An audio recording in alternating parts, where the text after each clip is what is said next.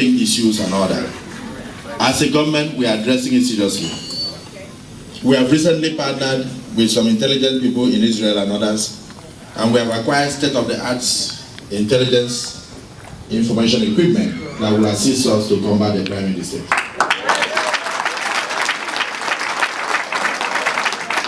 It just confirmed to me the fact that the system is up and working, and very soon, I keep saying that the Egyptians you see today, you shall see them.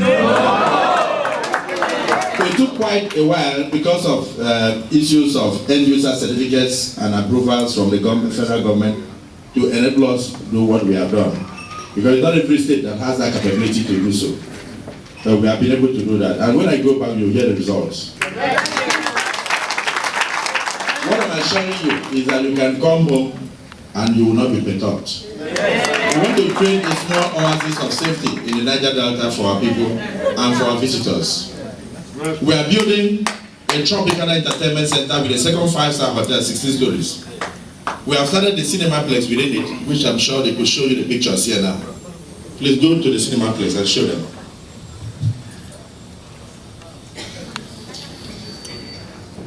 Well, Wales is getting there. The intention is a one-stop entertainment center so that the adults will stay in the 5-star hotel. We are building an international conference center next to it. You can stroll over there. And then at the same time, we are doing American-type shopping mall because I know you'll be coming home, so I want to have a place that you will not even miss America when you come.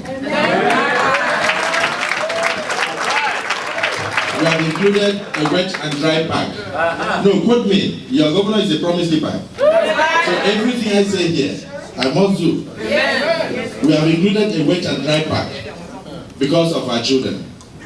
At the same time, we have cinemaplexes for adult children who wish to go and watch films and all that.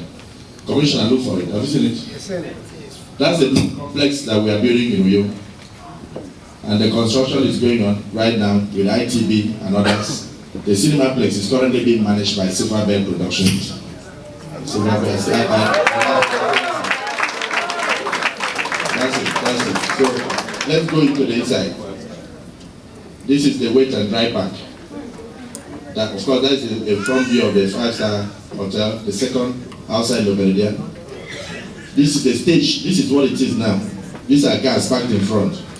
I hope you understand. This is the inside of the Cineplex now. This is the inside. So you can sit down there, and we want to try and see whether we can also bring 3D films into Akpabio, so you can sit down there in the studio and feel, and then you don't feel you are in Los Angeles. That's actually look at it there. This is real. What we are seeing here is live. Those are people standing there. I've had the privilege of watching films there with my children also. So if you are coming, you want to create a place you can go and relax. Well, I wasn't coming to talk development, just to let you know that things are getting better. And to plead with you to discountenance all the misleading information that our children are spending their time churning into the internet. I know that there is economic crunch now all over the world, but that does not mean that we should spend the much time we have now in idle and misleading information, because they are actually affecting other people. The propaganda is too much. You know, in Nigeria at the time, they have a paper they call The Nation. I'm sure, that's where your governor stays, which I will hand over to you when you come. So, where you are looking at on the left is a chapel inside Government House on the left. This one is going to be commissioned in September. This is the new state banquet hall. This one here. This is the new state banquet hall, where Metro Hotel used to be. So we brought down Metro Hotel. We've turned it into a state banquet with about 2,500 spaces for car park. And it's state of the art. Anybody that enters there will have respect for their Akpabio child. So this will be commissioned in the by next month, in September, because we are going to use it for the first time on the Akpabio 24th anniversary celebration. I didn't want to. Did you mention to them the housing or the old governor's lot that we demolished and to produce a new one? Did you mention to them the seaport? No, not the seaport. Did you mention to them the housing? We are building over 2,000 units of houses now. We have just completed 31 number estates, which we call security villages, across the 31 local governments of the state. Commissioner for Local Government, did you mention the concept behind it? That is to enable all the local government helpsmen to live in the same location. So you have the local government chairman. Once you are elected, you have the secretary, you have the vice chairman, you have the head of personnel, you have the treasurer, then you have the DPO of that local government. Then you have the ACO, the DCO, Divisional Crime Officer. You have the SSS, everybody in one location. So that it's not a function of the fact that you become a local government chairman and you live in Uyo, while your people in Silibum are complaining of security. So I decided that we must have such estates across the whole state. So it will save response time, and it will give those who are running the affairs of local government, a sense of belonging. At least it will give the people a sense of belonging, because they must belong to the people. They must respond. They must also live amongst the people and face the security challenges and other challenges that the people are facing. So those things we have completed. And I did not mention that to other places because I didn't want people to know. The intention was that anything I do, people tend to copy. By the way, if you come to you may not see a single pothole. And I must apologize to those who are used to dodging potholes. I learned to Operation Zero pothole, and we pursue potholes so that potholes will not pursue us out of our private. So many things have changed, and these things are not things that we start talking about. Commissioner, I don't know what they are showing, but surprising to mention, tiny things like, for instance, we have not had a single case of polio. We've not had one single case of polio in the last 2 years plus. We have been able to eradicate polio, so you will not have a lot of cripples in future.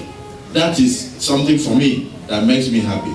We had to declare free and compulsory health care for pregnant women, free all over the state, and then we fund it. And then the same thing for children under the age of 5 years. So that we can capture them and ensure total vaccination. Because some of our people out of ignorance believe that vaccine can make children go mental. I'm sorry, there are so many things we cannot expose because of where we are in America. That is why the revolution in electricity in the state, my Commissioner for Rural Development is here, we have raised electricity coverage to 85% so far. Now the national average is 19%. The African average is 5%. That is why they call Africa the dark continent. If you are looking at Africa from space, you will not see a single light. So, because I did not want the people in the United States to know that there were communities that never had light, I don't go for commissioning to avoid the photo show. That is why you did not know what was happening. Now, this is a secret I'm leaking to you. I don't want them to hear. I hope nobody sees it.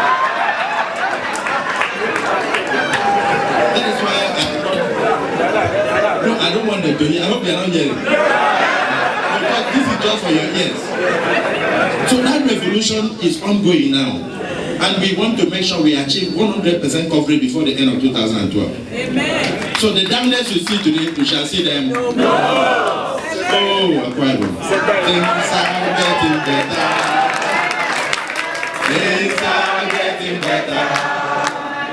For the Lord is on the throne. Things are getting better. Things are getting better. Things are getting better. In Nigeria, we are building what they call NIPPs all over. Independent power plants without necessary planning for requisite gas to turn the turbines.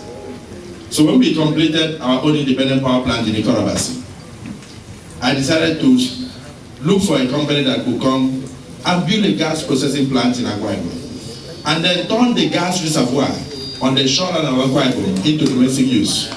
So we found such a company in London. They call them Scepter Energy, and that gas company, that gas processing plant is located in Esreke.